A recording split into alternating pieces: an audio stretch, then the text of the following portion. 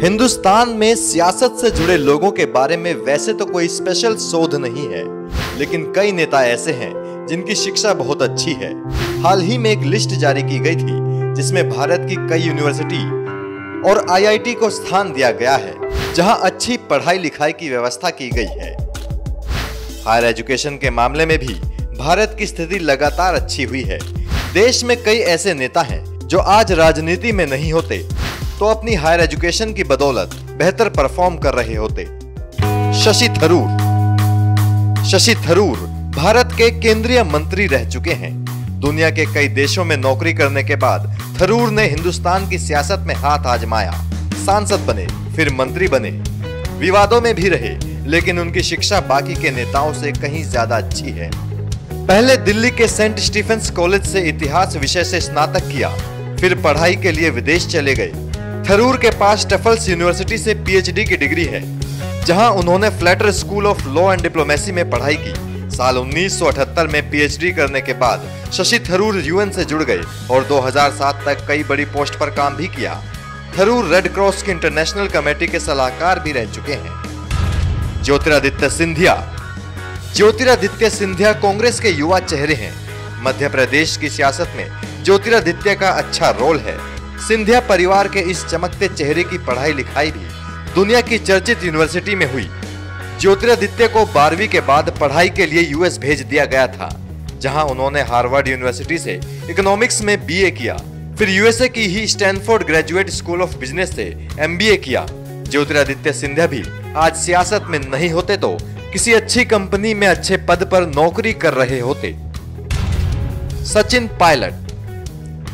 सचिन पायलट भी सियासत के चर्चित चेहरों में से एक हैं। पायलट को सियासत विरासत में मिली है। सचिन की पढ़ाई लिखाई पहले तो दिल्ली में ही हुई, लेकिन बाद में उन्हें भी शिक्षा के लिए विदेश भेज दिया गया।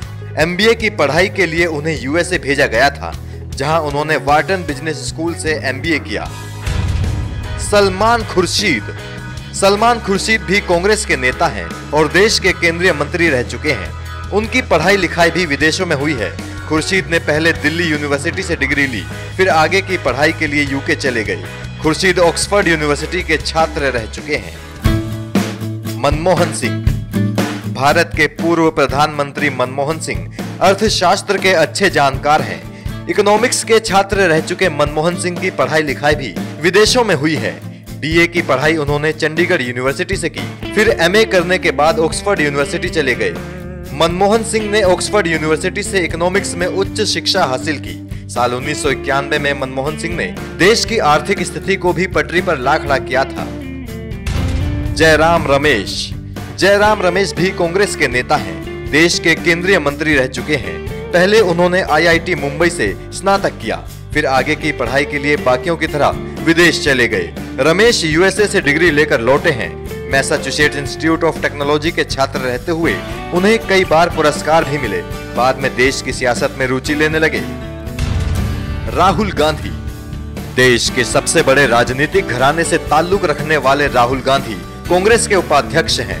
राहुल गांधी की प्रारंभिक शिक्षा भी पहले तो देश में ही हुई, लेकिन आगे की पढ़ाई के लिए कैम्ब्रिज यूनिवर्सिटी चले गए।